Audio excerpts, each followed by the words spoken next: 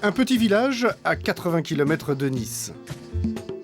Thierry, 50 ans, est un papa divorcé. C'est lui qui a la garde de ses 2 enfants, Benjamin, 15 ans, et Émilie, 12 ans.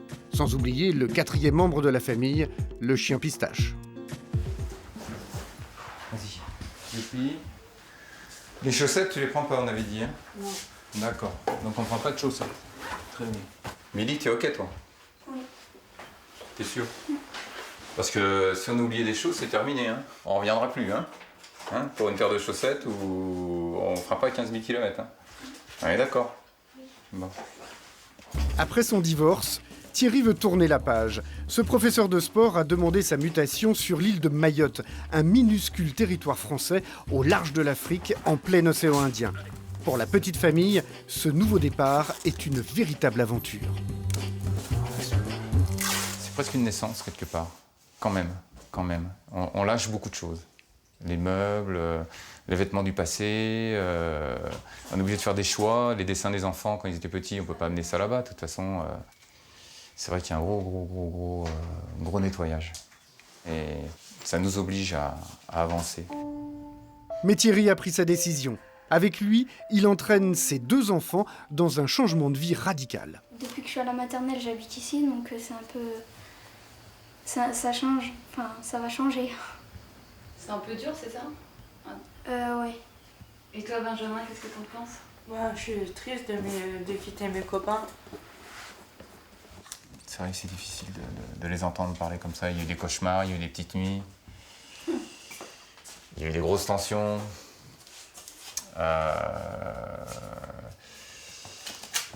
Mais alors, qu'est-ce qu'on est plus fort après, quoi? Et voilà.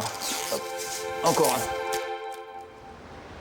Avant le soleil des tropiques, dernier matin pluvieux à l'aéroport de Roissy. Le jour J est enfin arrivé pour Thierry et ses enfants. Leur plus gros bagage, c'est le chien Pistache et sa cage de transport. Milly? Alors, Saint-Denis, Dzaoudzi. Saint-Denis de la Réunion, ce sera leur première escale. Ça, c'est Terminus Dzaoudzi, l'aéroport de Mayotte. Au total, le voyage va durer 20 heures. Enregistrement des bagages, l'avion décolle dans moins d'1 heure.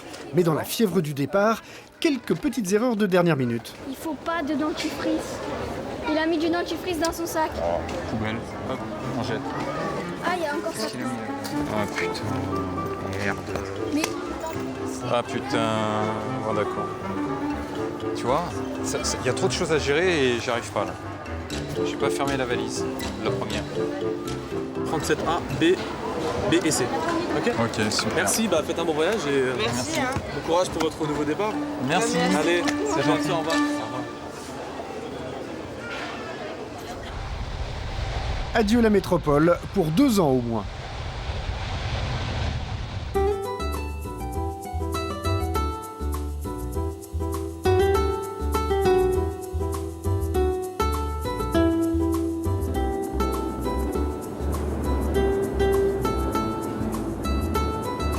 Un vol sans histoire, une nuit et une journée plus tard, le sommeil l'emporte, mais le paradis est en vue.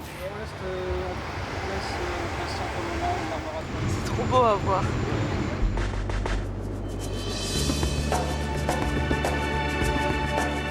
C'est passé du virtuel à la réalité là. Là, ça fait drôle. Mayotte, c'est l'un des plus grands lagons du monde, protégé par une double barrière de corail. Sur Internet, Thierry et ses enfants ont trouvé une maison sur l'une des 2 îles de Mayotte. Petite Terre, un minuscule caillou volcanique d'à peine 12 km² pour 20 000 habitants.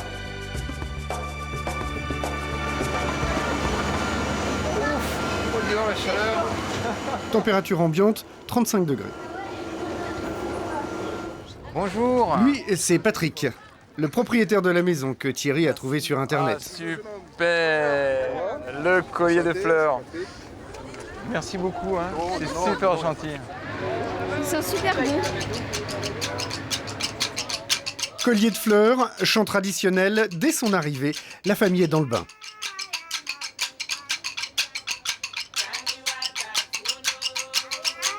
Qu'est-ce qu'on fait? Ah ouais, mais moi, faut m'accompagner pour danser. Ici, la plupart des femmes enduisent leur visage d'argile pour se protéger du soleil. Thierry, Benjamin et Émilie, fraîchement débarqués, se mettent timidement dans l'ambiance. Leur nouvelle vie commence.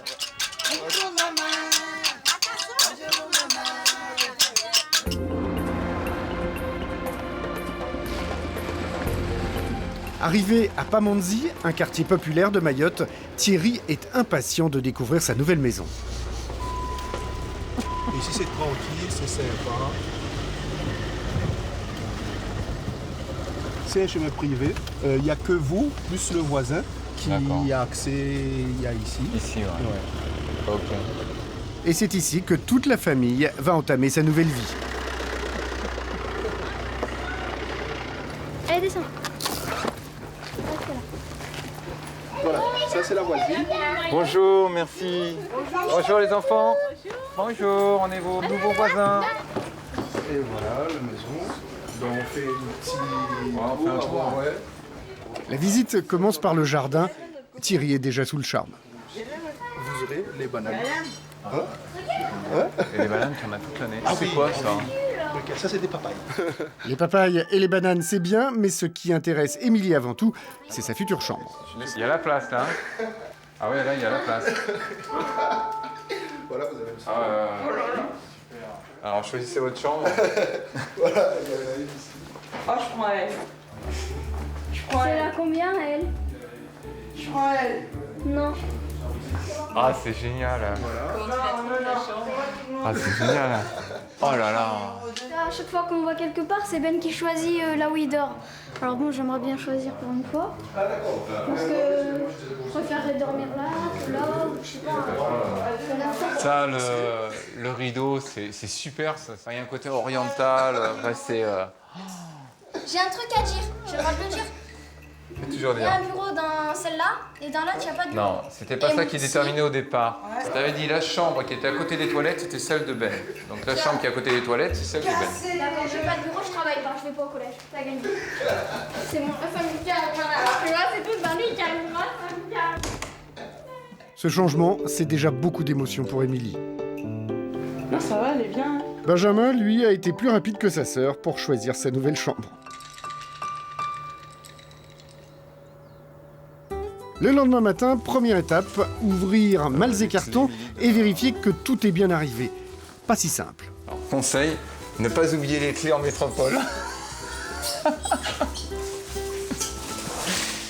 J'espère que ça va marcher.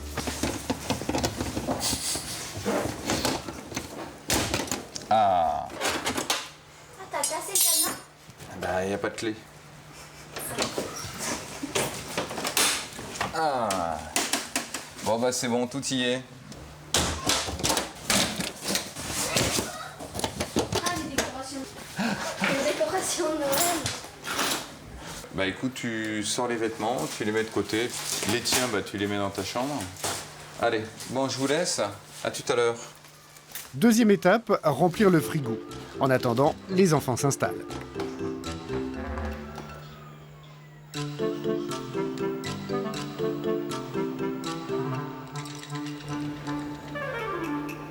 Une heure plus tard, Thierry est de retour, mais il a une mauvaise nouvelle. Tu vois le petit carton là? Ouais. Il y en a pour 40 € là-dedans. Ah. C'est-à-dire que le Nutella, on oublie. Combien de Ça Nutella? s'appelle Pamela. Combien de Nutella? Le petit pot, 5-6 €. Alors t'oublies. Le pain est pas très cher. Bon, la purée, celle-là, elle est pas très chère. Chocolat, Ben. Le Nesquik, le petit pot, ça vaut 5-6 € le petit pot. Ta nouvelle marque, c'est celui-là, quoi. Ouais. Sinon, tu prends du thé. Bon, on leur À rappelle. Mayotte, les prix de la plupart des produits sont 30% plus chers qu'en métropole. Et ça, il y en a pour 4 €. Et on n'a pas tout perdu. Les pâtes. Oh, il y a des pâtes à Mayotte. On va pouvoir manger des pâtes. À Mayotte, on ne peut pas manger de la même manière qu'à Nice. Donc il faut trouver un compromis. Donc si on peut gagner de ce côté-là, bah, ça nous fera du plaisir par ailleurs, quoi. Et le premier plaisir que Thierry va offrir à ses enfants, c'est une sortie en mer sur le lagon.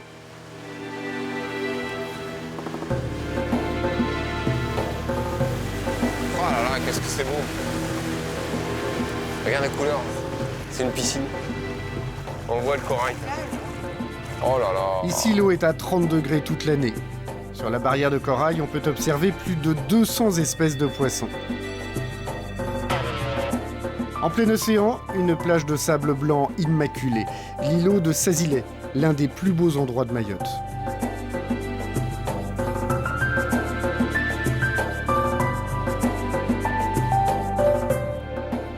C'est génial. C'est génial.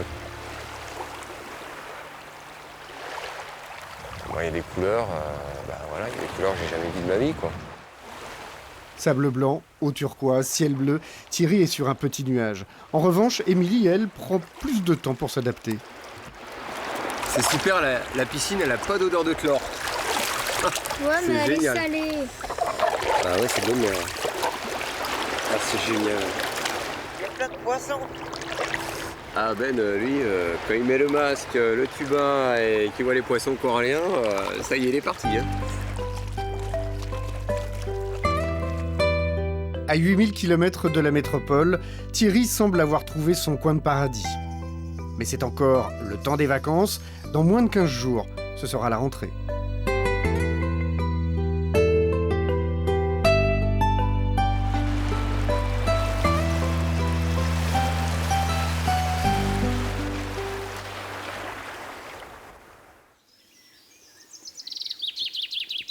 Une maison de maître isolée dans un coin de Bourgogne.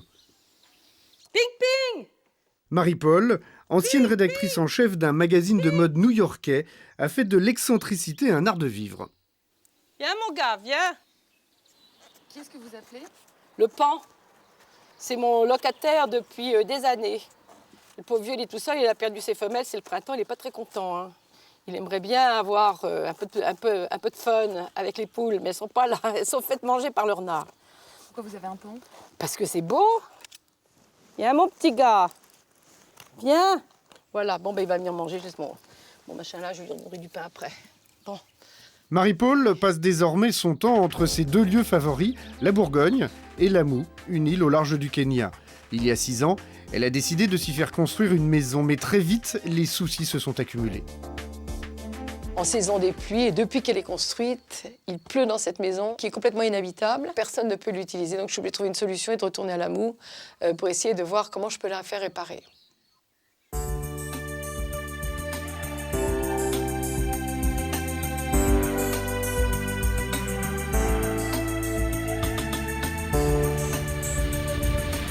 Cette fois-ci, Marie-Paul a décidé de faire réparer sa maison. 15 heures de vol et 2 escales plus tard, un bras de mer la sépare encore de sa destination finale, l'île de Lamu.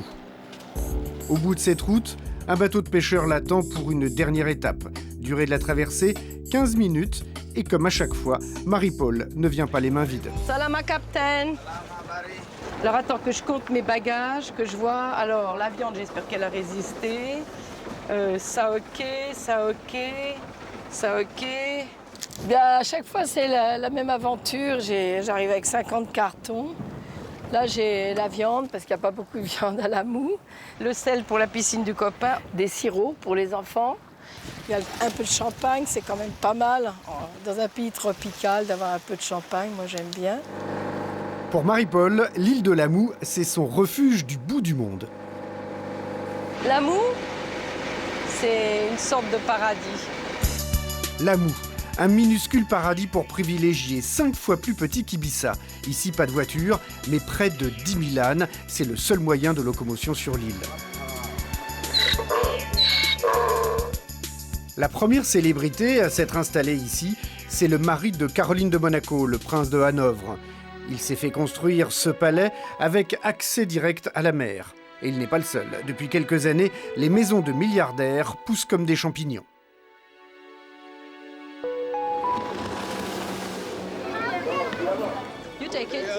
À Lamu, Marie-Paul connaît tout le monde. Juste pour que je mette mon paquet de viande quand même, qui est quand même depuis 10 heures dehors, qui était surgelé, qui n'est plus surgelé. Ma belle Florence, il va bien? À peine débarquée, elle tombe sur une amie française, Florence, la gérante de l'un des 2 hôtels de l'île. Mais pas de temps à perdre, direction l'école du village, car Marie-Paul a un rendez-vous très important. Où est-ce que vous allez? Eh bien, je vais chercher Saba. Qui est Saba? Saba a été abandonnée par sa mère qui est partie se marier. Et je l'ai trouvée un jour, toute maigre. Et j'ai demandé à son grand-père si je pouvais la prendre avec moi. Et elle est devenue ma fille. C'est-à-dire que je l'élève, je l'éduque, je l'aime, surtout avant tout. Elle a beaucoup de personnalité et c'est un numéro. Déjà maman de 2 grands-enfants et même grand-mère, Marie-Paul est en train d'adopter la petite Saba. Mais ici, les procédures sont longues. Viens voir, mademoiselle. Going see Annie, mama. Allez, what you say? I told you I was coming soon. Qu'est-ce que tu dis? Marie-Paul est émue. Cela fait 2 mois qu'elle n'a Allez, pas vu viens. sa fille adoptive. Viens. Les retrouvailles sont plutôt pudiques. Au Kenya, on ne s'embrasse pas en public.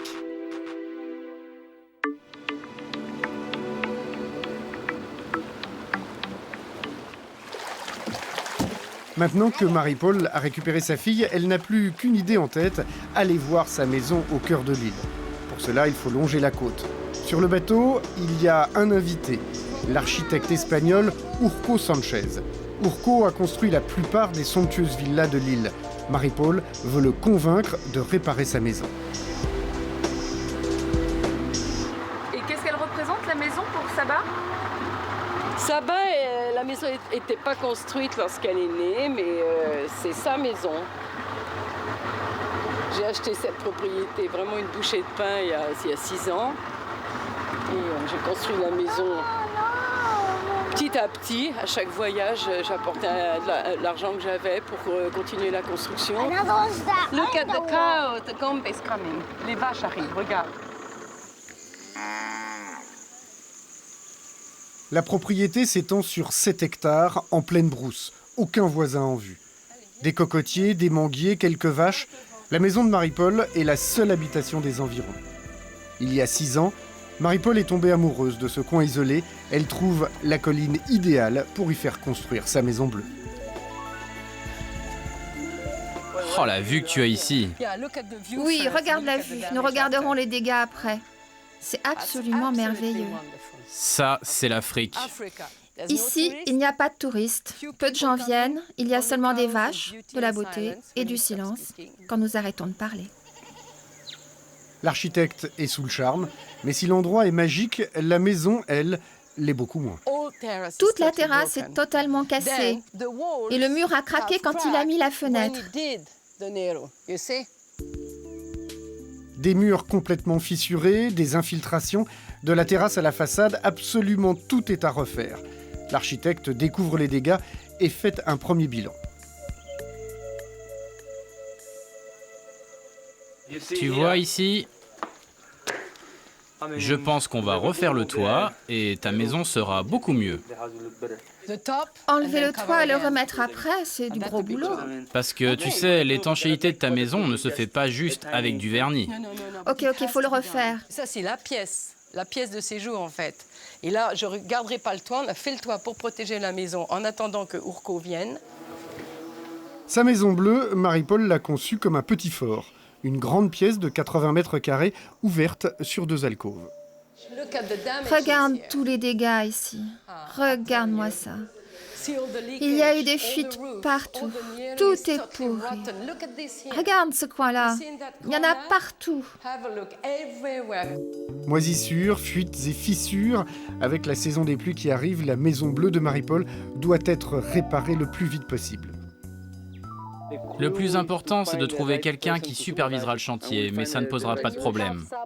Ça va être magnifique. Et Saba pourra vivre enfin dans la maison. Ok, Baba. Premier soulagement, l'architecte veut bien s'occuper de son projet. Maintenant, il faut trouver un homme de confiance qui s'occupera des travaux en son absence. Au bout de 6 ans, je vais avoir une maison correcte quand même. Je vais pouvoir habiter dedans. Ce serait quand même bien que j'habite un jour dans ma maison, dans ma propre maison. Ce sera bien.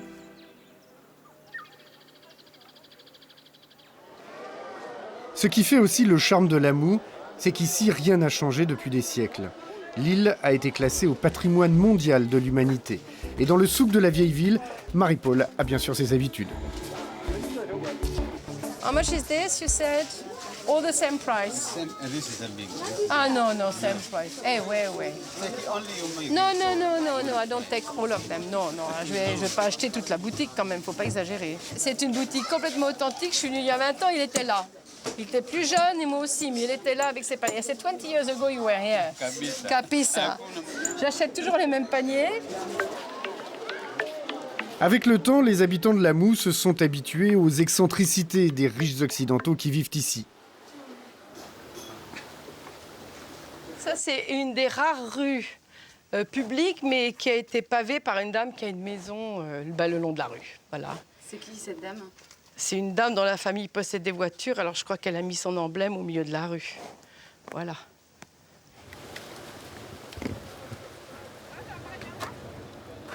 Adi! Qu'est-ce que ça veut dire? Adi! Ça veut dire, c'est un signal pour montrer qu'on est là. Tout le Kenya dit Odi. Si on vous répond Caribou, vous pouvez entrer. Si on ne vous répond pas, vous attendez. Si on vous dit Bado, Osubiri, vous attendez. Il n'y a pas de sonnette? Ah non, il n'y a pas de sonnette. Non. Santé. Madame! Nous sommes chez une amie de Marie-Paul, Kate Barker, une riche anglaise. Salut! Tu vas bien? Très bien, merci. J'habite à Londres, mais je travaille à Paris parce que j'ai un bureau de la mode à Paris. Ou pas de la mode, je suis un agent des photographes de la mode. Je travaille là et à New York aussi. C'est complètement différent ici. On arrive avec des amis ou mes filles. Et c'est juste ça, simple. Et la simplicité pour Kate Barker, c'est ça. Une somptueuse maison de plus de 500 mètres carrés qu'elle a fait construire il y a 3 ans avec l'aide d'un architecte new-yorkais. Mais Kate a beau être simple, elle n'aime pas parler d'argent. Combien elle coûte cette maison? Si vous deviez On ne parle pas d'argent, nous. Non, je jamais. sais pas, à peu près. Enfin, Je ne sais pas. On cherche une place complètement tranquille et très privée. Il n'y a pas de paparazzi arriving. Il y a beaucoup de gens VIP très fameux qui arrivent pour les vacances ici. Et c'est juste calme. Bon, tu montes ta chambre? Oui. Allez, on y va. Lorsqu'elle ne travaille pas, Kate passe son temps à redécorer sa maison de Lamou. Son plus grand plaisir, c'est de montrer à ses amis ses dernières trouvailles. Venez, ça c'est mes nouveaux lampes de ma grand-mère. C'est là. J'ai fait le mix ici avec c'est la European, la touch, la civilization touch qui vient de toute l'Amérique, l'Europe, l'Asie, là. J'adore. Parce que les abat-jours, c'est comme en Amérique, la lampe c'est chinoise, et l'ensemble c'est bien ici. Ouais. C'est vraiment spectaculaire, c'est formidable. Cette immense terrasse, c'est la pièce maîtresse de la maison, avec vue sur la mer. La plage, c'est au bout du jardin. La vue, c'est génial ici, c'est vraiment beau. Ouais. Le soir, c'est incroyable. J'adore. Ça, c'est ma petite chambre pour les massages. Oui. Je mets le spa. Oui, le Katie Barker Spa. Katie Barker Spa. C'était votre rêve d'avoir une maison comme celle-ci? C'est un rêve parce que j'ai fait le design quand j'étais petit. Donc c'est ton rêve d'enfant qui est là.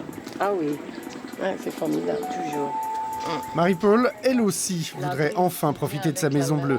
Mais la saison des pluies approche et elle ne sait pas si les travaux vont enfin pouvoir commencer.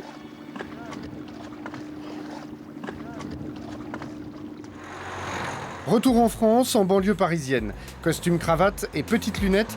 À 23 ans, Cédric est un étudiant en droit promis un brillant avenir. Mais il y a quelques mois, ce futur avocat d'affaires a décidé de mettre entre parenthèses ses études pour faire un tour du monde de 9 mois. En ce moment, Cédric vit chez ses parents qui ont eu un peu de mal à digérer la nouvelle.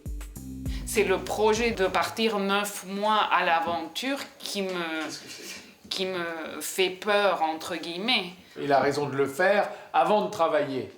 Maintenant, effectivement, le faire pendant ses études, c'est effectivement pas le... J'ai pas été toujours de cet avis. Donc j'espère Quand il reviendra de son tour du monde, il reprendra ses études normalement, quoi. J'ai vu une fenêtre, quoi, de pouvoir faire ça entre ma 2e année et ma 3e année. Je me suis dit, c'est maintenant ou jamais. Et bon, j'ai choisi maintenant plutôt que jamais. Première étape du voyage de Cédric, les îles Fidji, en plein océan Pacifique. C'est sur Internet que Cédric a découvert un projet insolite, la possibilité de passer un mois dans une communauté créée par 2 Anglais, sur l'île paradisiaque de Vorovoro. Les routards du monde entier sont invités à partager le quotidien d'une véritable tribu fidjienne. Mais il faut d'abord s'inscrire sur le site. Deuxième étape, Cédric doit convaincre son père. 1304 là pour le moment. En fait, on peut être membre de la tribu, oui, mais sans jamais aller sur l'île. En fait, parce que c'est une communauté online. Élection du chef, construction de nouveaux bâtiments, les membres de cette communauté en ligne participent à la vie quotidienne de l'île grâce à Internet. Et donc tu vois, là, c'est là où on dort tous. Ah, tout le monde dort ensemble? Oui. C'est eux qui l'ont construit? C'est nous qui l'avons construit, oui. Ah d'accord. Toi tu dis nous parce que t'en fais partie. Donc c'est pas moi qui l'ai fait de mes mains, mais c'est la communauté qui l'a fait. D'accord. Troisième étape, le séjour sur l'île. Il en coûtera à Cédric 220 € par semaine pour rejoindre cette tribu d'un nouveau genre. Comment on peut résumer le projet? Je pense que c'est un groupe de personnes qui sont à la fois intéressés, voire passionnés par le développement durable et par ce projet qui est assez culotté, quoi, finalement, de créer quelque chose sur une île déserte à partir de rien. Et effectivement, une autre partie, plus ou moins d'aventuriers, qui sont prêts à partir, à laisser le confort moderne et à laisser tout pour venir passer du temps sur l'île et découvrir un peu ce que c'est que de vivre dans des conditions plus spartiates.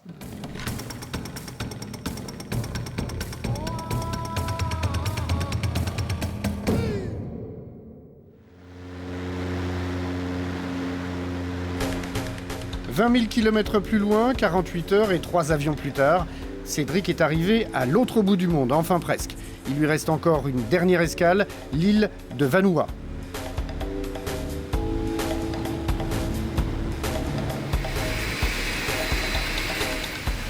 Premier pas pour Cédric sur le sol fidjien, il est accueilli par l'un des responsables de Tribe Wanted, Giles, un Anglais. Aucun problème, Cédric est parfaitement bilingue.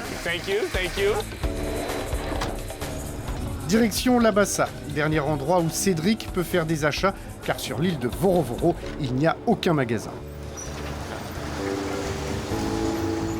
Au Fidji, tout est codifié. Pour être accepté par la tribu, chaque nouvel arrivant doit faire des courses un peu particulières, comme acheter ces racines qui sont à la base de la boisson fidjienne. Yeah, of the good stuff. Alright, this one 1 kilo 40, that one 30. Yeah, which one you want? This one. On est en train d'acheter de la cava en fait. C'est à partir de ça qu'on fait la boisson nationale ou traditionnelle qu'on va boire sur l'île. On apporte ça comme un cadeau, quoi, une offrande au chef de l'île et à la tribu. Maintenant qu'on a le cava, on va aller chercher le sulu. Parfait, allons-y. Après les racines de cava, Cédric va aussi devoir acheter la tenue traditionnelle. Il ne s'agit plus de savoir nouer une cravate, mais ce genre de paréo. Vous avez des sulu? On commence par les hanches. On fait le tour du bassin. Tu le coinces là. Et c'est bon. C'est maintenant au tour de Cédric d'essayer. And you try and tuck it in right at the top in the center. Like this. Yeah, Je suis en train de mettre une what is it? Sulu? Une sulu, qui est donc la tenue traditionnelle que l'on met quand on va voir le chef. Quand on demande au chef de nous accueillir sur l'île, il faut mettre ça. Dernière ligne droite pour Cédric, derrière ces montagnes, l'île de Vorovoro n'est plus qu'à une demi-heure de bateau. Enfin. Vorovoro, c'est la grande île qu'on voit là, et donc ce sera ma maison pendant un mois. Là, l'impatience monte. C'est quand même mieux de la voir en vrai qu'en photo.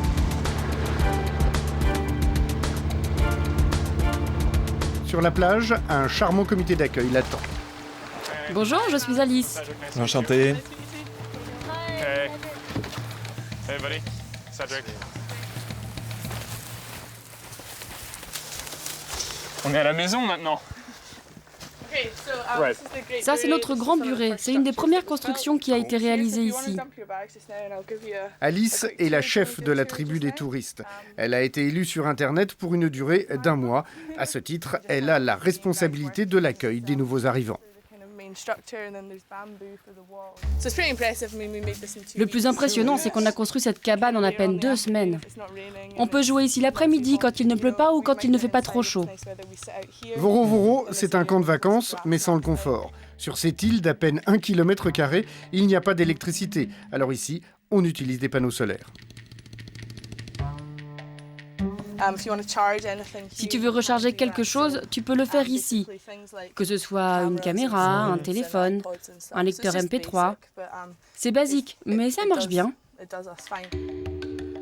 Sur Voro Voro, il y a 2 villages. D'un côté, celui des touristes, de l'autre, celui des Fidjiens. Une cohabitation harmonieuse depuis que la tribu écolo s'est installée sur l'île.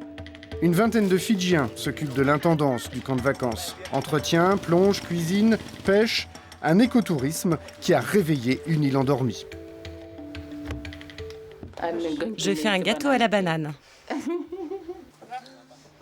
En ce moment, il y a 20 écotouristes sur l'île. Pour la plupart anglo-saxons, moyenne d'âge 25 ans. Sur Voro Voro, ils veulent bien jouer les Robinson, mais pas question de manquer l'heure du thé.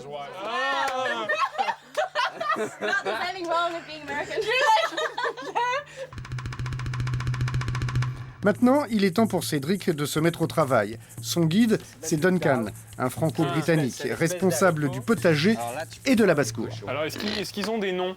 Oui. Lui, c'est saucisse. Saucisse en français? Saucisse. Sausage. Sausage, ok. Et elle, c'est jambon. Ham. Ham. Des petits déchets dans la cuisine. Premier exercice pour Cédric, apprendre à manier la machette. Voilà, ouais. J'en prends un. Ouais.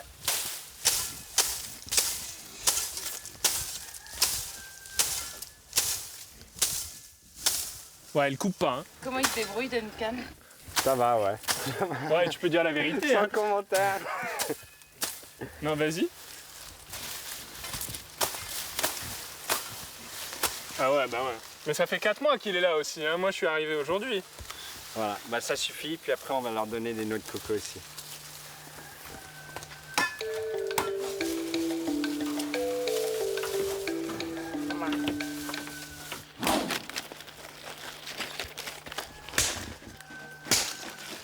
Ça m'impressionne beaucoup plus, quoi. Ça, c'est quelque chose... couper l'herbe aux cochons, ça a l'air facile. Ça... Alors ça, c'est une noix de coco qui a commencé à germiner. Et il y a ça qui s'appelle la vara. Et c'est un truc qui, en fait, qui est super bon à manger. Elle est pas très sucrée, mais c'est mangeable, quoi. Et en fait, ouais, quand ça n'a pas de goût. Faut essayer de couper comme ça, donc dans la ligne de la noix de coco. Et puis bon, bah garde tes pieds, tes jambes et tes mains bien à l'écart.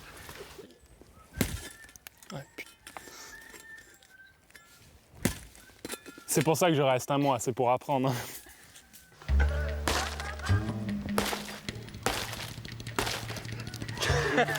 J'y arrive pas.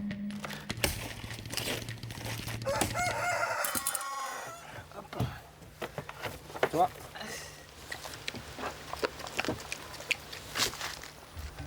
Et la découverte du jardin continue. Voilà les petits poivrons. Et ici, là c'est les haricots verts. Enfin, qui vont pousser là sur la structure qu'ils ont fait. Et ici, là, on va planter encore des aubergines, mais au soleil cette fois. Donc là, on va aller voir les ananas. Ok. Nos premiers ananas. Donc ceux-là, ils sont tout petits. Ils vont rester à cette taille juste parce que c'est les premiers de la plante. Mais après ça, on en aura des plus gros et des plus gros. Je dirais, il y a facilement 200, 300 plantes, là. Ah, quand même. Puis là, on va passer. Alors, il y a deux... Cédric vient de commettre sa première gaffe. Il a décapité le premier ananas de Voro Voro. Qu'est-ce que t'as fait? Ça marchait dessus? Peut-être, ouais. Ça commence bien. Ah bah bien joué, ouais. Un de nos ananas. Un des premiers de l'île. Ah non, je suis embarrassé, là. Là, il ne faudra pas dire aux autres parce qu'en principe, la première ananas ou premier haricot vert ou le premier poulet, il faut le présenter au chef. Ah, moi je dirais rien, ça c'est sûr. You want to share? I'll just eat the top.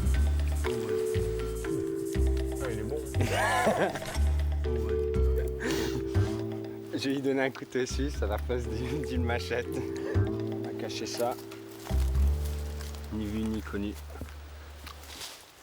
Sur Voro Voro, on passe beaucoup de temps à broyer le kava, la racine qui est à la base de la boisson traditionnelle fidjienne. Une activité très physique, car pour pouvoir être bu, le kava doit être au préalable réduit en poudre. Elle pèse combien cette barre, Cédric? 50 kilos. Pas facile. Ça, c'est le son que je fais. Et ça, c'est le son que tu fais. Oui, il n'y a presque pas de différence, quoi, en fait.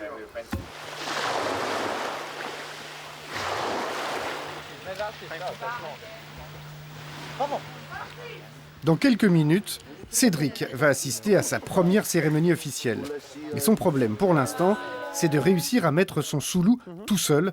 Pour lui, c'est un véritable baptême du feu. Avant de faire celui-là, écarte un peu les jambes. Il faut que tu aies de la place. Et puis là, tu replies ce bout. La poudre de kava est prête, elle va être diluée dans de l'eau. C'est un moment très important pour les Fidjiens. Partager le kava est un signe d'amitié. Pour Cédric, l'instant est solennel. Pas question pour lui d'être maladroit.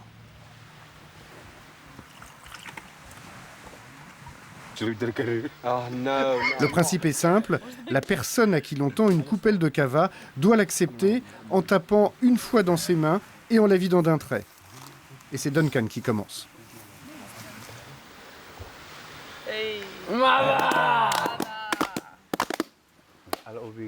Ça a l'air d'être une partie assez importante de la culture fidjienne. Je ne veux pas les vexer, en même temps, c'est quelque chose que je vais devoir faire pendant ce mois, et donc... aucune idée, j'espère que c'est bon, parce que sinon... Le kava n'a pas que l'aspect de l'eau boueuse, il en a le goût aussi.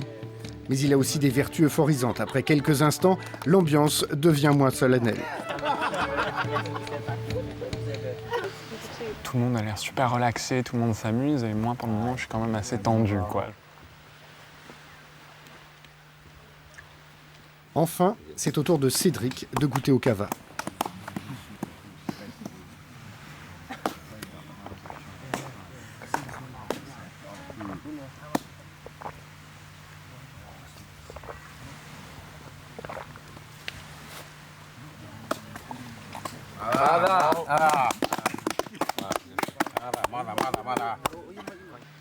J'ai bu, ça va. Espérons mardi, ça se passe bien et sans anicroche. Mardi étant le jour où je vais faire une présentation formelle au chef et je vais demander sa permission de pouvoir rester sur son île. Pour Cédric, cette cérémonie n'était qu'une répétition. Son véritable apprentissage de la culture fidjienne commencera lors de sa rencontre avec le grand chef de l'île de Voro Voro dans 4 jours. Gare de La Rochelle. Marie a 35 ans. Elle est sur le point de réaliser son rêve de toujours, devenir propriétaire d'une île. Aujourd'hui, c'est le grand jour. Marie a rendez-vous chez le notaire. En France, les îles à vendre sont très rares. Et pourtant, en surfant sur Internet, Marie est tombée sur une annonce incroyable. Une île de 2000 mètres carrés sur le fleuve Charente à moins de 40 000 €. Bonjour. J'ai rendez-vous avec Maître Carchon. Oui, madame Mademoiselle Rodriguez. D'accord. Allez-y, je vous en prie. Merci. Bonjour, monsieur. Lui, c'est Jean-Marie, le vendeur de l'île du Muguet. Alors, c'est sur la commune de Châteauneuf-sur-Charente. Une île dénommée Le Muguet. Là, vous reconnaissez l'endroit. C'est elle. Très bien. On voit l'île qui est ici. Voilà. Vous l'achetez avec toutes ses aisances et dépendances. Alors, une particularité d'une île, justement, c'est qu'elle peut s'accroître par des alluvions.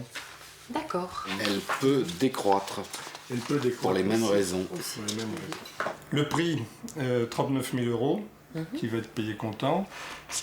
vous en avez connaissance. On est dans une zone, bien sûr, particulière, une zone inondable. Alors, je ne sais pas si c'est le cas, parce qu'il n'y a pas d'effet de marée, mais c'est inondable parfaitement. Moi, l'année dernière, notamment, elle a été inondée. Elle a été inondée entièrement? Entièrement. Ça peut être ça aussi, une île. Ah oui, effectivement. Donc là, il faut y aller en barque, définitivement. Vous l'aviez déjà vu cette photo? Oui, tout à fait. Jean-Marie m'avait montré. Dès le début d'ailleurs. Oui, mais on ne va pas cacher que c'est inondable. De toute façon, c'est un fait, c'est marqué partout. Marie n'a pas l'intention de vivre en permanence sur l'île, du moins pas pour le moment. Ce qui compte pour elle, c'est de réaliser enfin son rêve. Et la seule cause d'être propriétaire d'une île entière. Pas tout à fait entière, quoi. Il manque quelques feuilles. Oh, plus beaucoup là. Votre signature sous votre nom. Te voici propriétaire d'une île. Ça y est.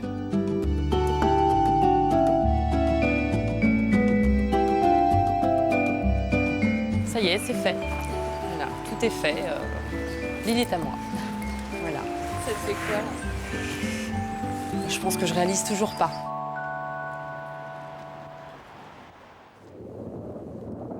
Nous sommes au mois de novembre, le vent est glacial. Mais peu importe, aujourd'hui, Marie prend enfin possession de son coin de paradis. Sa famille est venue lui prêter main forte. Premier défi, se rendre sur l'île. Vu la distance à parcourir, elle pense qu'une paire de pagaies devrait suffire, pas si sûr. Qu'est-ce que c'est, Marie? Alors en fait, j'ai complètement oublié les rames de la barque.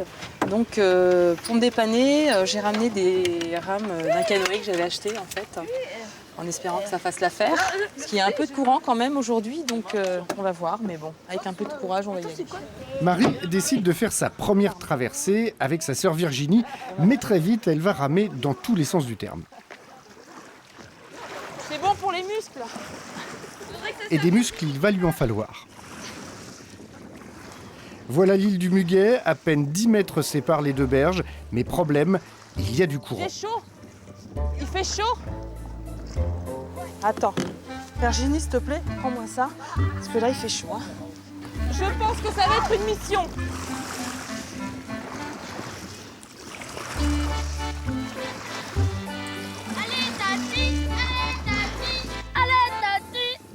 Une demi-heure plus tard, Marie, épuisée, décide d'aborder là où elle peut. Mais ce n'est toujours pas gagné. Non. Si. Bon, mais voilà. C'est là où je peux. Voilà, je suis de l'autre côté. La prochaine navette, c'est à 5h30 pour repartir à la maison.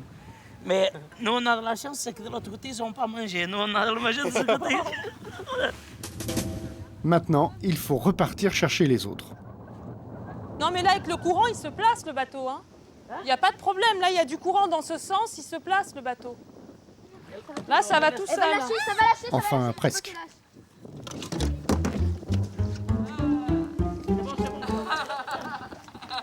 Viens par là. Viens par là. Allez, passe-moi la perche. Ah, on va y aller comme ça. Hein. Je suis fatiguée. Non, il fait super chaud. Je peux faire un marathon là. Donne-moi la problème. Donne-moi la sangle. Bon, c'est assez rigolo parce que c'est la première fois qu'on vient tous pour la nettoyer un peu. On perd un peu de temps, mais comme ça on est forgé, on sait à quoi s'en tenir et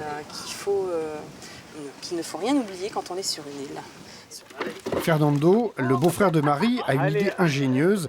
Tendre une corde entre les deux rives. Il fallait y penser. Wow, ça va tout seul là, hein. C'est magique. La méthode est beaucoup plus efficace. En 20 minutes seulement, tout le monde est arrivé à bon port.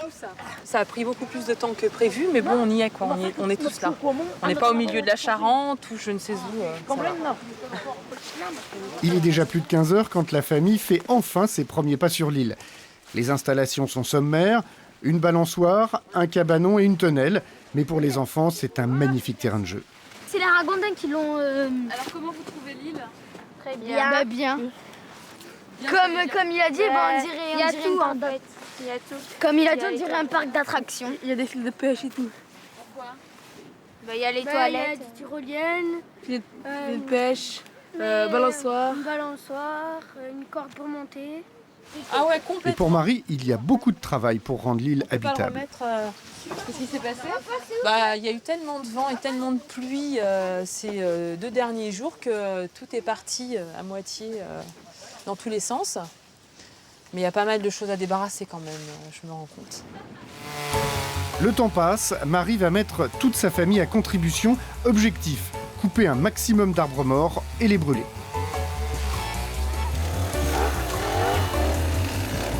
Les filles, vous voulez commencer à faire un feu?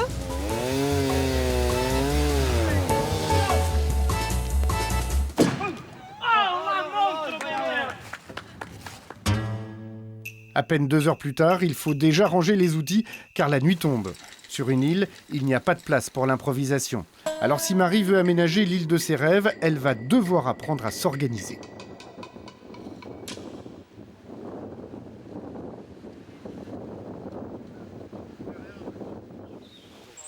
Quelques semaines plus tard, du côté de Bordeaux, Marie a rendez-vous avec un entrepreneur spécialiste de la cabane sur pilotis. Car sur l'île de ses rêves, Marie imagine aussi une cabane dans les arbres. Voilà.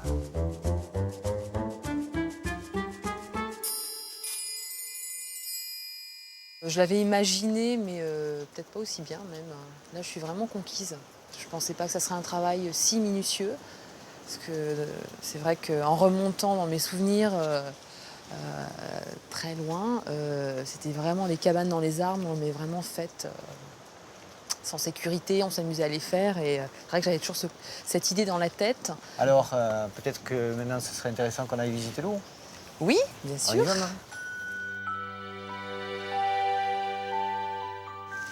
Voilà la terrasse. Elle est superbe. Alors là, vous avez les arbres qui traversent la terrasse. Vous avez laissé un peu de marge par rapport... Voilà, on découpe le plancher et au fur et à mesure de la croissance de l'arbre, on pourra agrandir le trou. Donc l'arbre pourra vivre sa vie, il n'y a aucun souci.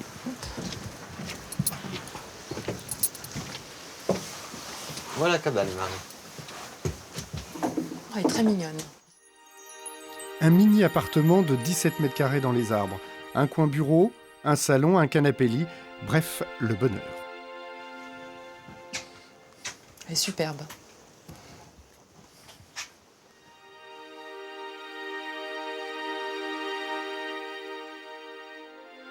Je suis subjuguée, je reste vraiment sans voix. Elle est... Marie s'y voit déjà.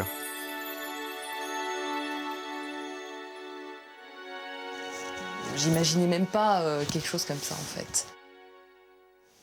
Même avec ce temps-là, ça donne envie de ne plus partir.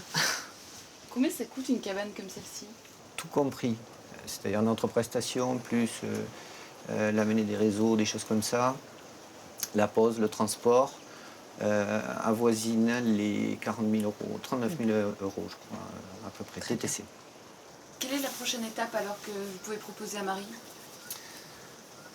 Si cette cabane plaît à Marie, je viendrai voir le site avec plaisir. Je vous accueille. Sur le site. Vous me décrirez un petit peu mieux votre projet, ce qui correspond à vos attentes, et puis en fonction du site qu'on va découvrir ensemble, bien entendu. Très bien. 39 000 euros la cabane, c'est très exactement le prix de son île. Marie a déjà réalisé la moitié de son rêve, mais le plus dur reste à faire. Retour à Mayotte et ses 2 îles, Petite Terre et Grande Terre. Thierry habite sur Petite Terre, mais pour aller faire le marché, il faut aller en face, sur l'autre île. 2 barges par heure, une demi-heure de traversée, une véritable expédition. Mais depuis un mois qu'ils habitent sur l'île, pour eux, c'est devenu la routine. J'ai vu le fruit à pain? Un quoi? C'est un Jacques. Comment ça s'appelle? Jacques. Un Jacques? Je te l'ai dit. Putain, c'est énorme. T'as regardé le manioc? Bah ouais. Plutôt que de payer 30% plus cher les produits importés, Thierry et ses enfants ont pris l'habitude de faire leurs courses sur le marché local. Sauf qu'ils n'ont pas encore identifié toutes les spécialités. C'est comme du thé? Comment on fait? Ça sent rien.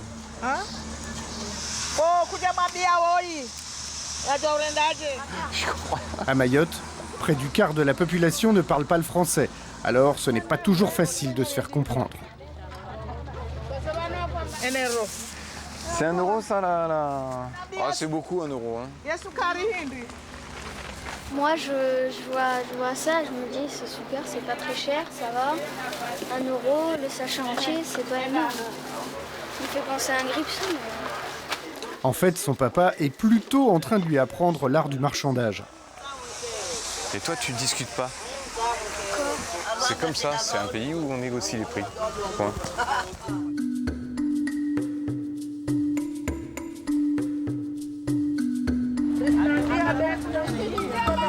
Allez, je crois qu'on a fait le tour.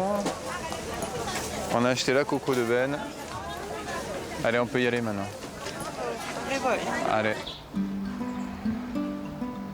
Arrivée il y a un peu plus d'1 mois, Émilie commence à peine à prendre ses marques dans sa nouvelle chambre. Les lettres de ses copines accrochées au mur la ramènent à son petit village de Sklos, près de Nice. C'est vraiment ta chambre maintenant ici?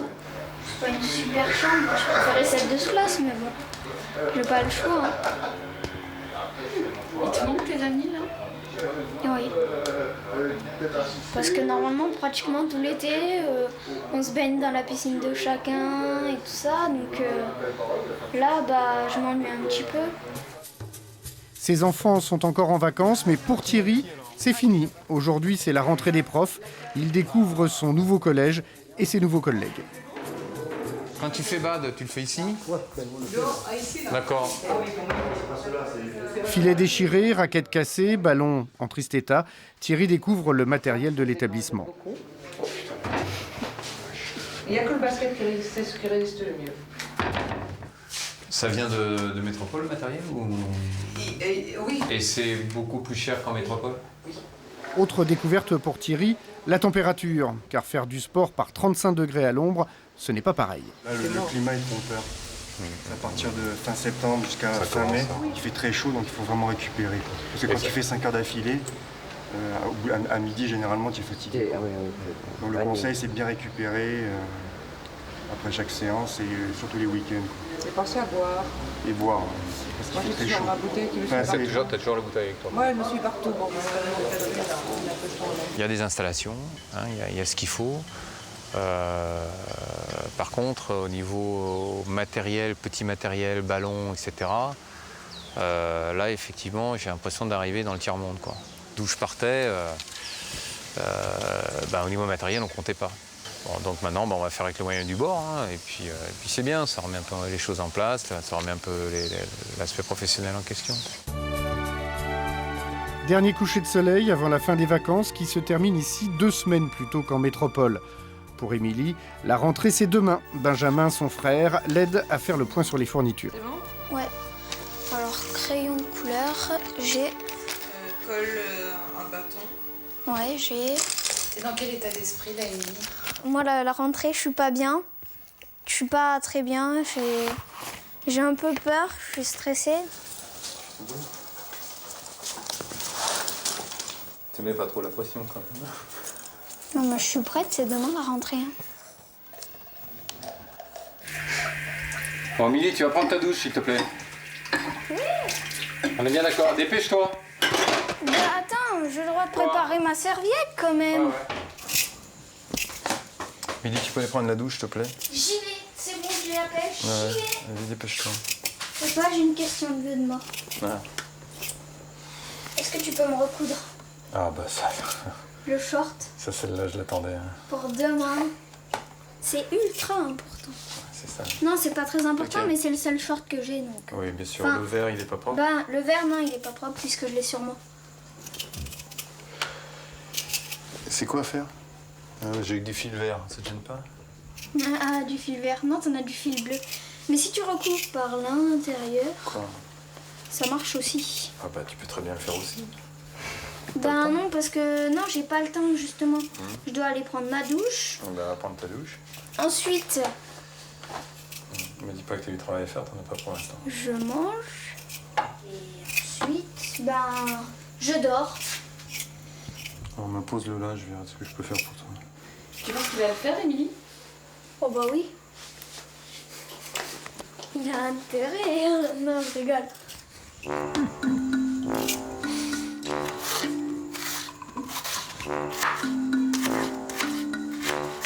Donc là, le challenge pour vous, c'est de ne pas vous énerver ce soir? Ouais. C'est pas simple parce que j'ai envie de lui en coller une, mais bien quoi. Le but pour moi, c'est de pas me couper un doigt en coupant les patates.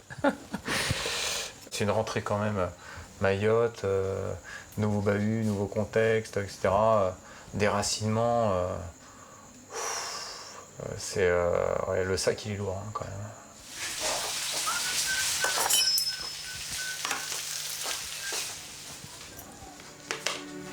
Bon appétit. Bon appétit. Les veilles de rentrée sont toujours des moments particuliers. Bientôt 20h, l'heure d'aller se coucher pour Émilie. Demain, lever à 6h moins le quart, car à Mayotte, l'école commence à 7h du matin.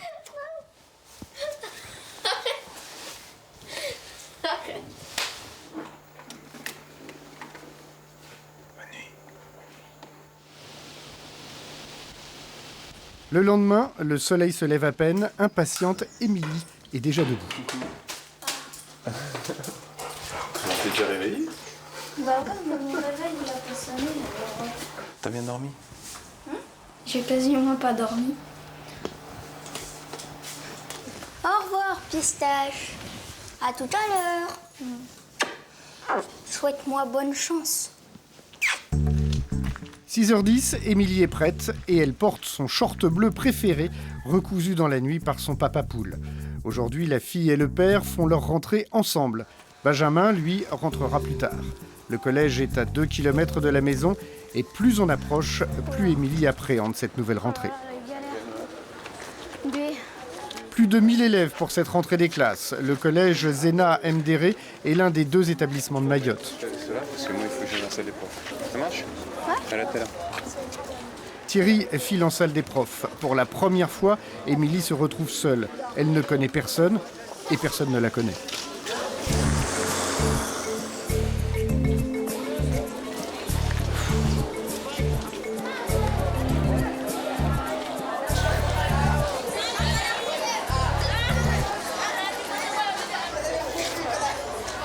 Voilà, j'espère que vous avez passé de bonnes vacances. On va appeler les classes une par une. 5e B. Je regarde Émilie. Enfin, j'essaye de la trouver, elle m'a fait signe là. J'essaye de voir un petit peu comment elle est. Puis le fait que je sois un peu là, je pense que ça la rassure. Parce que là, il y a la troupe. Hein. Voilà, Émilie.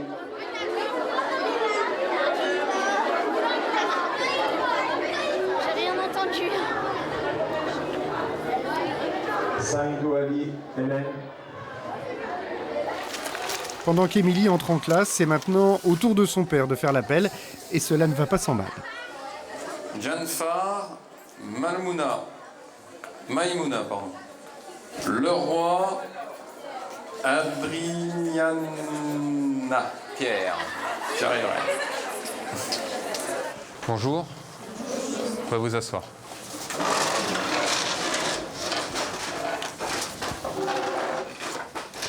Mon nom, c'est Monsieur Renard.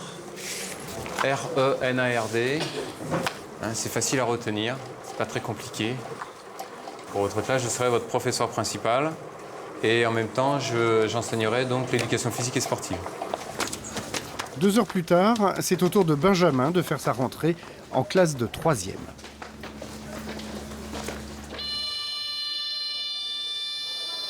Fin de la première journée d'école, Émilie, toujours seule, attend son papa. Ah, enfin t'es là, toi. Je t'attends depuis tout à l'heure. Hein. Ah oui, mais j'ai travaillé, je te signale. Ça va?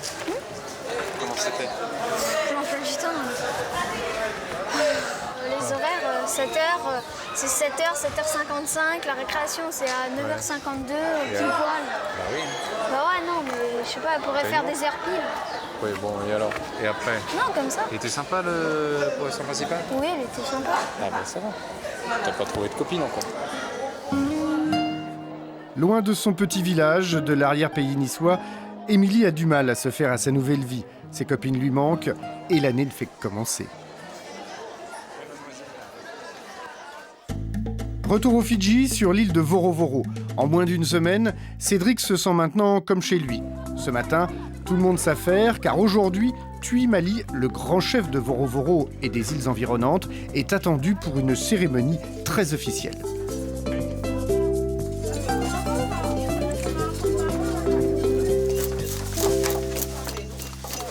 C'est l'effervescence, j'ai l'impression aujourd'hui. Bah oui, tout le monde fait quelque chose, il y a plein d'activités, il y a beaucoup de femmes de l'île de Mali, l'île d'à côté, qui sont venues aider dans la préparation de la nourriture. En plus, le chef Tuimali vient, et donc c'est une occasion importante de l'honorer et de célébrer sa présence, quoi. Et pour l'occasion, les hommes de l'île s'apprêtent à tuer un cochon. Aux Fidji, la viande est précieuse, on n'en consomme que dans les grandes occasions.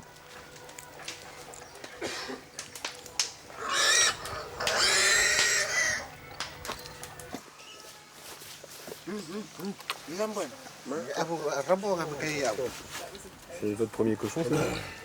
Que je vois tuer comme ça, oui. Première fois, ouais. Ça fait un drôle d'effet.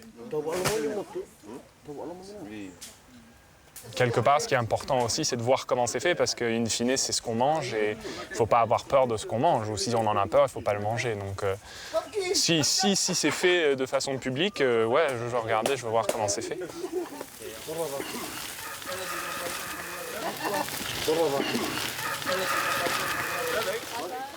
Pour la venue du chef, les touristes de l'île vont danser le méké, une danse traditionnelle du peuple fidjien. Pour mettre son soulou, Cédric n'a plus besoin d'aide. En revanche, pour la danse traditionnelle, l'apprentissage continue. Vous commencez à avoir le coup de main, là? J'espère que oui, mais là on danse, quoi, donc je sais pas vraiment pas comment elle va tenir. J'ai jamais encore dansé avec.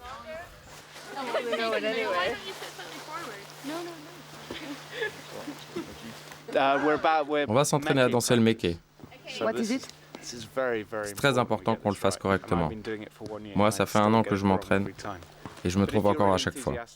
Et si tu le fais de façon enthousiaste, ça passe. Ici, ce sont donc les Blancs qui dansent le méké fidjien. On essaie de prouver que les Blancs savent danser.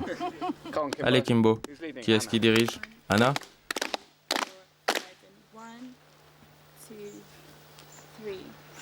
The chopping motion, 1, 2, 3, then faster with 2 hands, 1, 2, 3, 4, 5, going back.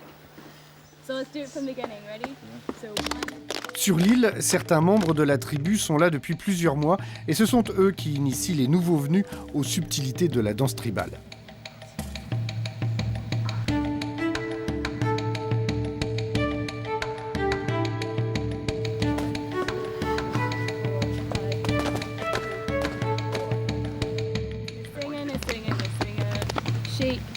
James Bond, James Bond. Ça a l'air stupide comme ça, mais si vous chantez dans votre tête, vous vous en rappellerez. Savez, quelle est la signification de ce chant? Ce chant parle de quelqu'un qui peut devenir un aigle dans le ciel, un requin dans la mer et un lion sur la terre.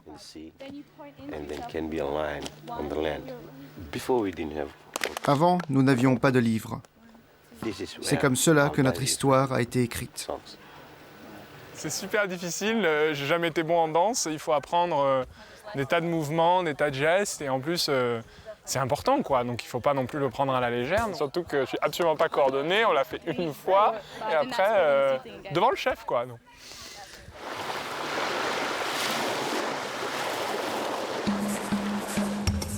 Dans quelques instants, Cédric va rencontrer le grand chef. Mais avant cela, étape obligatoire, se transformer en guerrier fidjien. Okay. Je ne sais pas trop ce qu'on va faire, mais apparemment on va faire du méké. C'est pour ça qu'on est tous en tenue de méké, c'est-à-dire avec les feuilles, le soulou, torse nu et la peinture. Et voilà, c'est tout ce que je sais. Oh, yeah.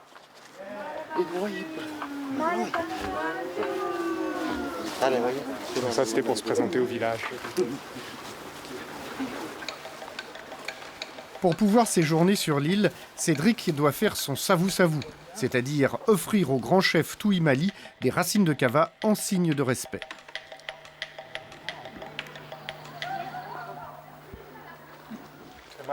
This is our savu savu from all the new arrivals on the island. Thank you very much for letting us stay on Vorovoro. I'm sure we'll have a wonderful time.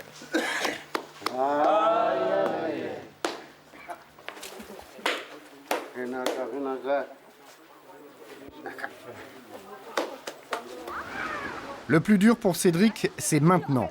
Le grand moment du méquet est arrivé. Comment vous vous sentez? Pas prêt du tout. J'essaierai de me tromper le moins possible.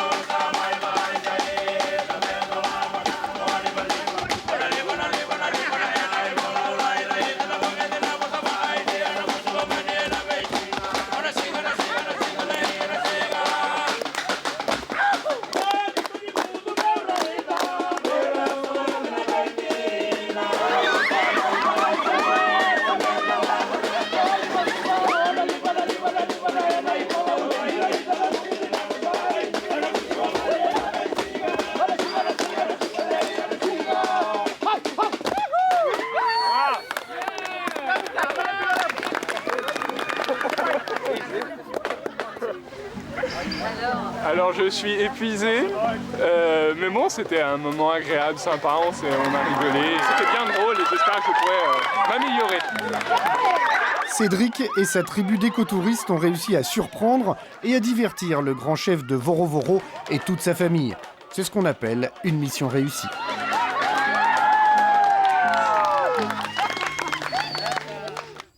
Dans la maison de Marie-Paul en Bourgogne, c'est la course. Marie-Paul a dû rentrer en France pour régler quelques affaires, mais elle n'a qu'une idée en tête, repartir sur l'île de Lamou où elle doit superviser les travaux de sa maison bleue. Où est-ce qu'on est ici? Ah bah ici, c'est la caverne d'Ali Baba. Dans son grenier, Marie-Paul stocke le mobilier qui viendra décorer sa maison au Kenya. Par exemple, ici, c'est tout ce que je groupe pour Lamou. Ça a été acheté à Lamou et c'est revenu là, avant que j'ai une maison. Donc maintenant, eh bien, je vais embarquer, ça s'appelle des Kahawa Cups. C'est des petites coupes à mocha. Et vous avez pensé déjà à comment vous allez décorer la maison bleue? Complètement. Alors ça, c'est les 4 chaises qui vont aller dans la maison bleue. Ces chaises sont faites complètement d'après des totems mortuaires qui existent au Kenya. Par contre, ce que je vais emporter aussi, c'est une console toute bête que j'avais rapportée de Bombay. Et ça va être un travail de titan alors de décorer cette maison bleue? Ah ben une pièce par voyage, voilà. Puis je vous dis, je compte beaucoup sur les copains pour transporter les choses, donc voilà, ça se fait. Elle part quand alors cette console? Je vais l'embarquer là, mon prochain voyage. Au Kenya, la saison des pluies a commencé et les travaux de rénovation de la maison ont pris du retard. Marie-Paul est anxieuse. Elle passe son temps au téléphone avec le chef de chantier. Alors? Désolée de te déranger, mais j'arrive bientôt. Et j'ai besoin de savoir où vous en êtes. Est-ce que vous avez mis la porte d'entrée? Est-ce que vous avez réussi à tout colmater? La porte? Non. Nous ne l'avons pas encore mise. Nous la mettrons dans quelques jours. La porte n'est pas encore posée. En revanche, la terrasse ne fuit plus. C'est la première bonne nouvelle pour Marie-Paul.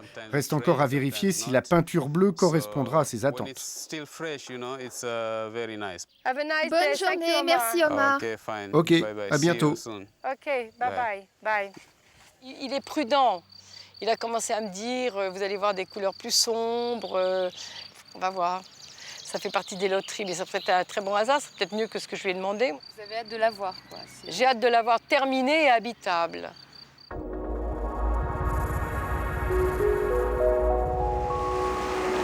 Une semaine plus tard, au Kenya, Saba, la fille adoptive de Marie-Paul, vient elle-même la chercher à l'aéroport. Dans ses bras, c'est Afua, le mouton, son nouvel animal de compagnie. Elle a hâte de le présenter à Marie-Paul.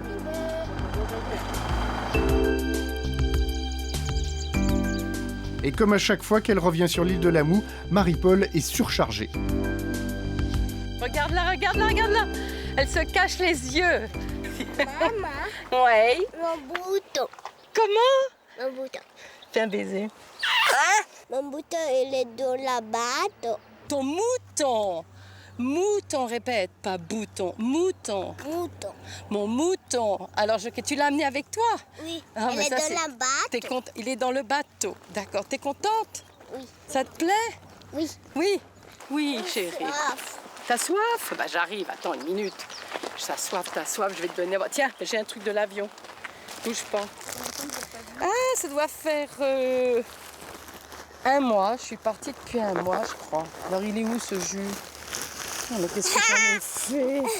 Tiens. Voilà. Bon, on a de la chance, il pleut pas.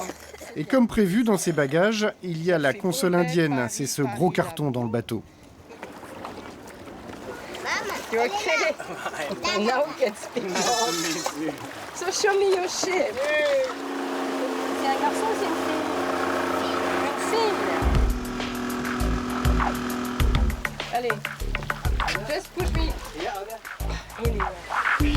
C'est marée basse, trop tard pour aller à la Maison Bleue aujourd'hui. Mère et fille vont devoir attendre le lendemain matin pour contempler le résultat des travaux. C'est moi? J'ai des petites jambes comme ça, courtes. C'est quoi l'objectif de votre séjour cette fois-ci, Marie-Paul? C'est être avec Saba. Et puis aller voir les travaux de la maison pour voir si on habite la maison bientôt. Le chantier a pris du retard, c'est ça? Il a plu. Il a beaucoup plu. À un moment, on ne s'y attendait pas. En avril, il a beaucoup plu. Et dans un pays tropical, quand il pleut, toute activité s'arrête.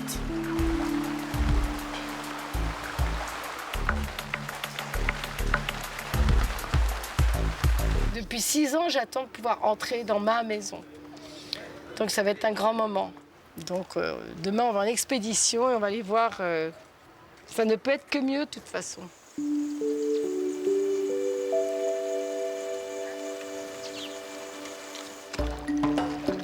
Le lendemain à l'aube, la mer est haute, c'est le bon moment pour naviguer et enfin atteindre la Maison Bleue.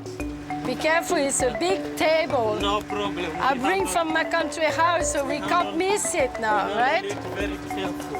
Yeah. Okay. Asante sana. Ah, wait.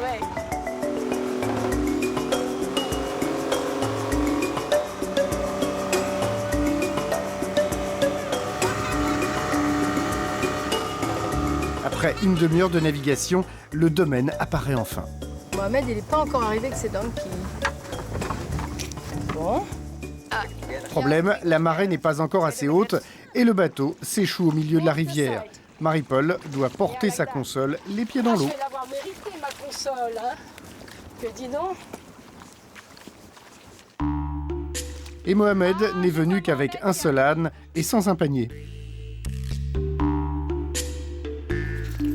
Ah.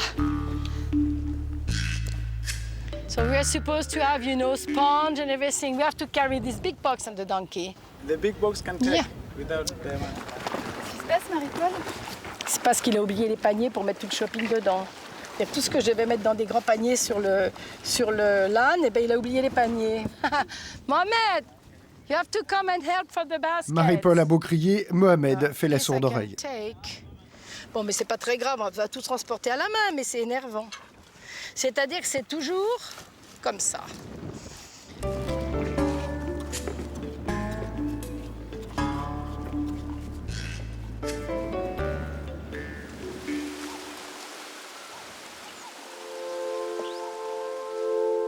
Alors, qu'est-ce qu'ils ont fait? Ah, je vois qu'il y a du noir dans le bleu. Je sais pas pourquoi. Première mais impression de loin. ça a l'air bizarre. Est-ce que c'est un matériau qui n'a pas encore séché ou est-ce que c'est une erreur de mélange? Je commence à m'inquiéter. Mais on ne va pas s'inquiéter avant d'avoir vu de près. Ah, quelle aventure. Attends. C'est pas tout à fait fini. Mais la structure est mieux. Nettement mieux, il n'y a rien de craqué. Je ne sais pas quand ils ont terminé parce que c'est des choses qui ont l'air pas sèches. Il faut que je vois Omar et que Omar m'explique. Allez Omar. Bonjour Omar, est-ce que ça va? Bonjour, bienvenue. Vous n'avez pas totalement fini, mais vous allez bientôt finir, n'est-ce pas? Oui, bientôt. Devant la maison, il y a encore une mauvaise surprise, la porte d'entrée. Elle ne correspond pas au plan. C'est quoi ce trou que vous avez fait en haut de ma porte? Ça sert à quoi? L'ouverture était plus grande que la porte. Ah, avant. Vous auriez dû remonter la porte. Comme ça, vous auriez gardé la même hauteur. Et l'on aurait dû sauter par-dessus? Mais c'est pas un problème, c'est comme ça qu'on fait en Inde. En plus, avec ce système, ça empêche les animaux de rentrer. On peut toujours recommencer. Oui, je pense que je préférerais. Mais vous n'avez pas fini l'intérieur? Qu'est-ce que vous avez fait à l'intérieur? Vous avez fait qu'un seul côté?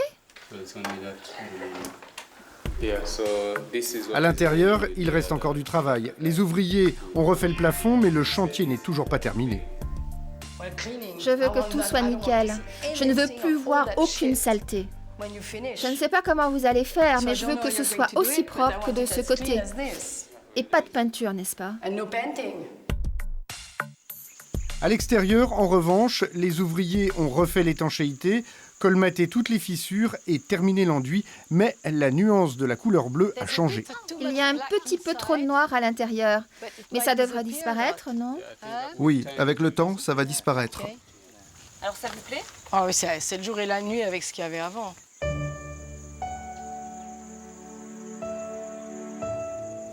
Ah, très joli. J'aime bien la façon dont vous l'avez fait. On dirait un tableau. C'est marrant, ils ont travaillé par petites touches, je m'y attendais pas et je trouve que c'est très bien. Voilà, very nice. Very, very nice. Really. Je vais aller voir la vue d'en haut parce que ça va être encore plus beau. C'est superbe. Le soleil va se coucher, je vais aller voir ça tout de suite. Alors, voyons ce qu'ils ont fait là. Ah, c'est vraiment bien. Oh, c'est magnifique, j'adore. Omar! J'adore! C'est vraiment super en haut, c'est très très joli. Ça, c'est du boulot, c'est du vrai travail. Quand est-ce que vous pensez pouvoir habiter cette maison? Juillet, je suis là. Ils ont eu tellement de pluie que je ne peux pas les blâmer. C'est vraiment bien, j'ai un sol parfait. Il y a des pentes qui ont été refaites qui sont parfaites. C'est vraiment un beau travail. Attends. You can open from here. On va voir les têtes en morceaux. Pour avoir un avant-goût de ce que sera la vie dans sa maison bleue, Marie-Paul déballe la console indienne qu'elle a amenée dans ses bagages. Bon, il y a un morceau de cassé, mais on va le recoller, c'est pas très grave. Let's put it there, I want to see it on the wall here. Alors, elle va pas aller là, mais je veux voir la tête qu'elle a sur le bleu. Pas mal. Voilà, ça donne ça. Ça sera dans l'entrée en bas. C'est le premier meuble de la maison bleue, alors? Oui. Ça te plaît? You like it? Oui. Peut-être que même cette maison réparée va être encore plus belle que ce que m'avait fait le premier entrepreneur. Donc ça, c'est formidable. C'est le sentiment que j'ai en la regardant aujourd'hui. Même si elle n'est pas totalement finie. Et j'ai toujours dit que ma maison idéale, c'était la tente. Et c'est la tente qui est plantée dans un paysage quand même sublime. Et c'est la tente qui est au milieu de l'Afrique. Parce qu'autour de cette terrasse, il y a toute l'Afrique. Il n'y a rien qui arrête le regard vers tout ce qui est l'Afrique. Viens voir le soleil. Hop, hop là, Mankima. Allez.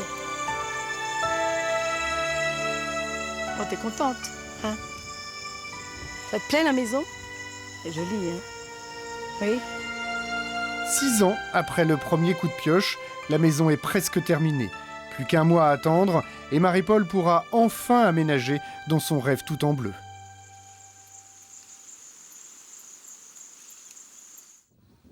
Retour en Charente, sur l'île du Muguet. Aujourd'hui, Marie reçoit la visite de l'entrepreneur spécialiste en cabane sur pilotis. La traversée se fait toujours avec le système D, mais il est maintenant bien rodé.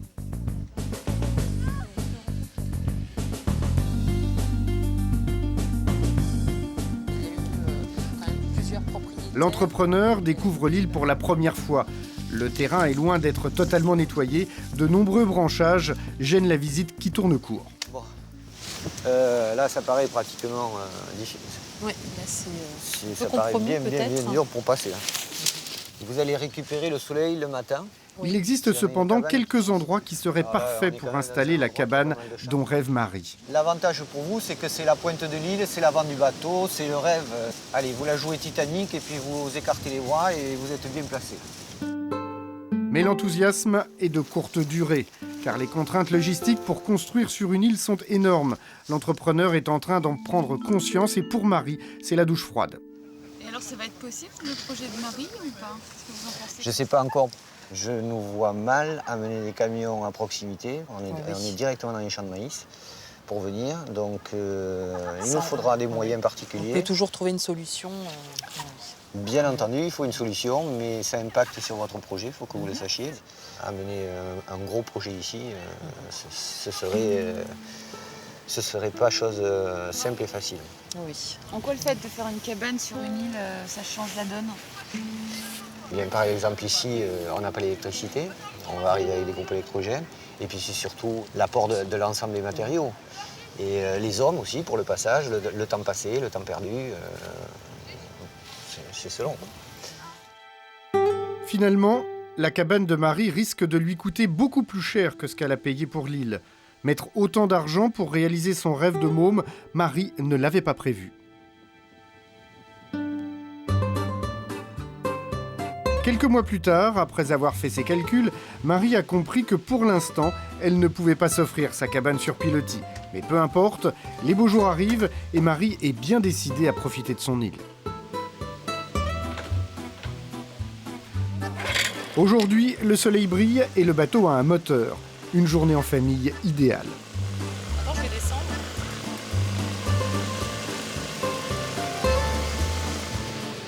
Axel, 3 ans, le fils de Marie, a définitivement adopté ce nouveau terrain de jeu.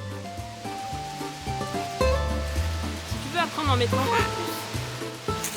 Ça vous fait quoi d'être sur cette île? Ah bah c'est magique. On vient de la région parisienne, c'est complètement autre chose en fait. Franck, un ami de Marie et sa fille, décharge le matériel du parfait campeur. Qu'est-ce que c'est que tout ça? Bah ça c'est nos fringues en fait. Ça, on met tout ça sur le toit, c'est étanche. Toute la famille est sous le charme de l'île du Muguet. Oh, c'est mignon comme tout, hein.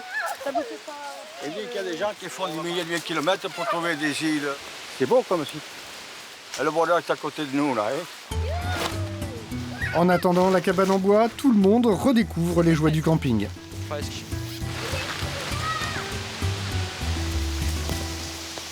Les filles, vous voulez qu'on se mette à côté de vous? Comment ça se passe? Les sardines. C'est la vie de Robinson Crusoe, un petit peu. Un petit peu dans l'immédiat.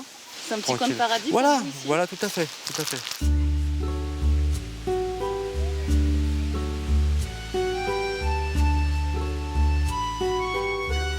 Invité d'honneur ce soir, l'ancien propriétaire Jean-Marie, son épouse et ses enfants.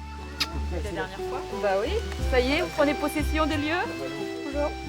Ils sont venus trinquer à la santé de la nouvelle maîtresse des lieux. À Lille, Muguet. Au Muguet. Et on se regarde dans les yeux sinon. Oui, c'est vrai. Ça se fait pas. On va continuer à en profiter, mais nous qu'on l'aura pas payé. Enfin nous, on en a beaucoup discuté avec Nelly et on est bien d'accord pour dire qu'elle est dans de bonnes mains. Voilà, ouais, c'est clair. Non, mais voilà. c'est important. Donc, une fois par an, on viendra mettre une note. Même plus, hein. même plus, j'espère. Vous êtes contents, on est aussi heureux quoi. Voilà, c'est bien. Peu importe ce que pensent les gens, nous ça nous va parfaitement. Ah mais j'ai pas dit que les gens pensaient mal. Moi aussi, j'ai rêvé d'avoir une île et j'ai eu mon île et vous aussi, vous l'avez quoi. Marie est heureuse sur son île. Avec une tente et 2 hamacs, elle a enfin réalisé son rêve.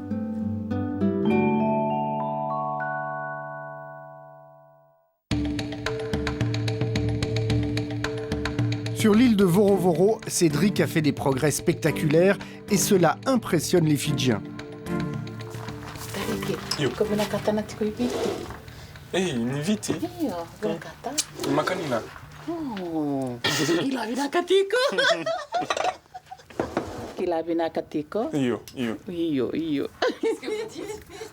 m'a demandé si la nourriture était bonne.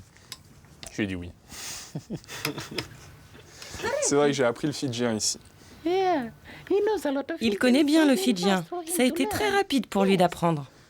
Je comprends, je sais dire pas mal de choses et je comprends certains trucs. J'espère qu'il se rappellera de tout ça quand il rentrera en France. De tous les touristes de passage sur l'île, Cédric est le seul à vraiment s'intéresser à la vie quotidienne des Fidjiens.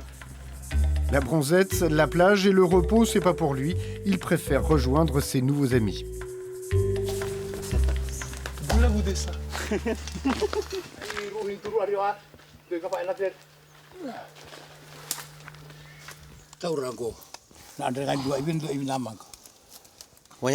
Yo. Ah, yo? C'est un vrai Fidjien. Sa peau est blanche, mais à l'intérieur, il est noir. Tu veux te marier ici, au Fidji? Mais je n'ai encore rencontré personne. Pas besoin de rencontrer quelqu'un. Il suffit de se marier.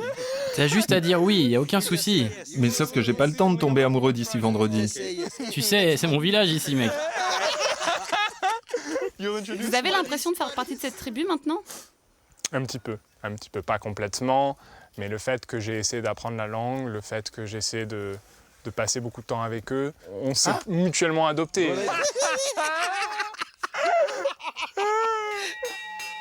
Mais pour Cédric, pas question de mariage. Demain, il fera ses adieux à l'île après 1 mois de séjour. Du plus petit au plus grand, tous l'ont adopté. Ces enfants? Un petit peu, ouais. Ils sont super adorables et on s'est marrés tous les trois pendant 1 mois. Et c'est vrai que les cris de Motoriki vont vraiment me manquer.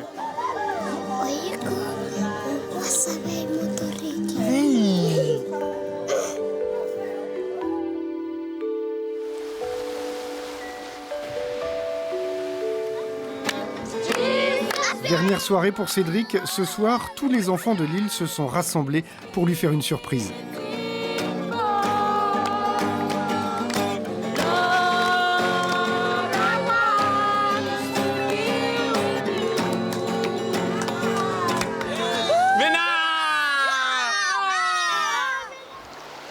Matin triste sur Voro Voro. Lorsqu'un membre de la tribu quitte l'île, la coutume veut qu'on lui fasse une haie d'honneur sur la plage. Pour Cédric et quelques autres, c'est un moment plein d'émotions.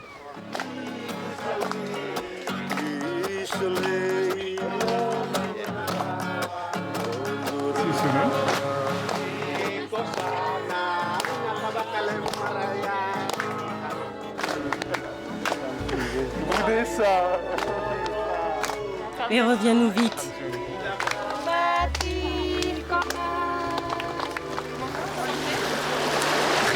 Triste de partir. Mais bon, faut partir un jour. Hein, donc, ça allait jamais être facile.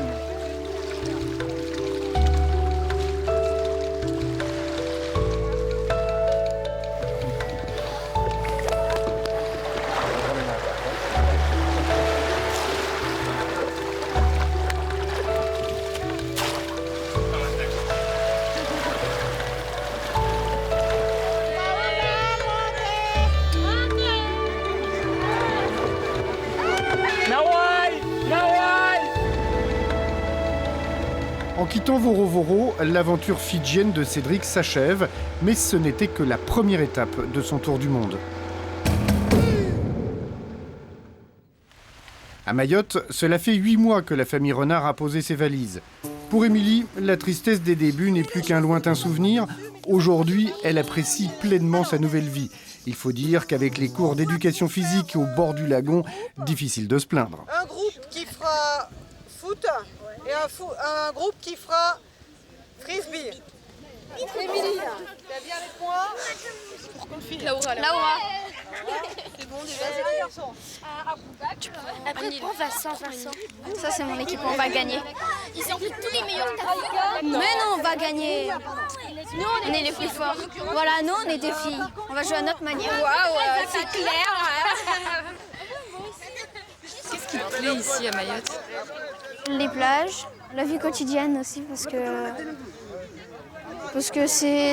le collège c'est bien, parce qu'on a tout le temps les après-midi libres quasiment tous les jours, donc ça c'est bien pour se reposer. C'est quand même magique d'aller à l'école dans un endroit comme ça, non? Ouais. Oui, c'est bien, c'est génial, enfin, c'est une sorte de paradis, enfin, c'est les îles, tout simplement.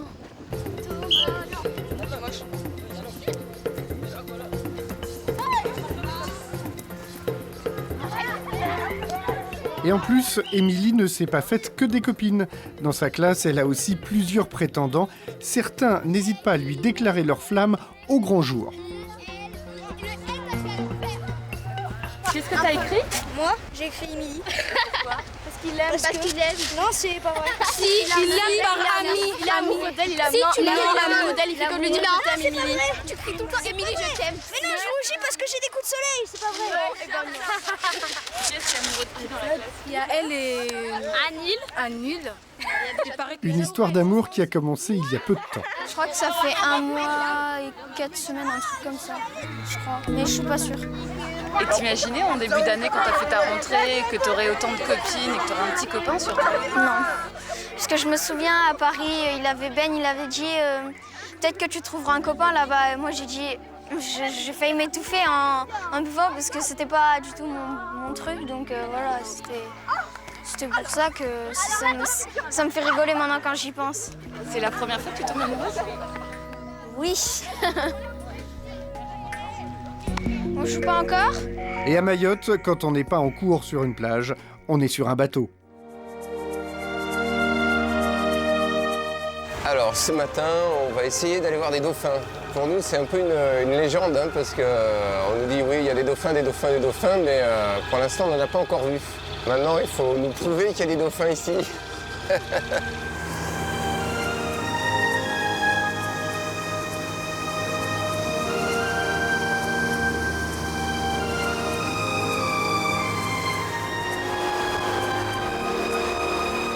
Oh là là! Ils sont devant. Oh là là, ils sautent! Une autre. Putain, le lagon, c'est un lac. L'eau, il y a des reflets. Waouh, qu'est-ce qu'il est prêt! Waouh! C'est incroyable. Incroyable. C'est fabuleux, quoi. Waouh! Génial, c'est super. C'est une expérience. Moi, j'ai envie de sauter à l'eau. Ah! Moi aussi. Il y a 8 mois, Thierry avait pris un aller simple pour une nouvelle vie. Aujourd'hui, il ne regrette pas son choix. Sur l'île de Mayotte, l'adaptation ne s'est pas faite sans mal et l'éloignement pèse encore parfois sur les enfants. Mais ce matin, pour Émilie et Benjamin, difficile de résister au bonheur de nager avec les dauphins. Il faut dire que, vu du lagon, la métropole paraît bien lointaine.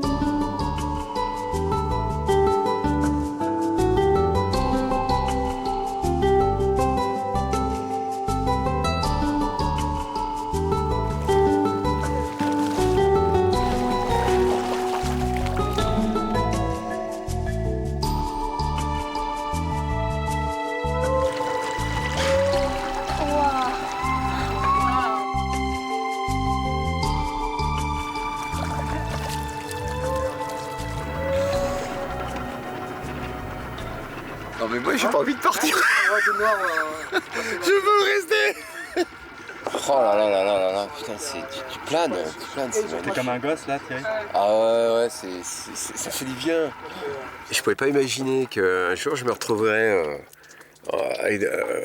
dans l'océan Indien, en train de me baigner avec je ne sais combien de centaines de mètres en dessous. Et puis je tourne la tête, j'ai des ailerons de dauphins, il y avait des dauphins qui sautaient là-bas. Ça, je pouvais pas trop m'imaginer que je vivrais ce type d'expérience. Putain, c'est magique, quoi. C'est magique comme expérience.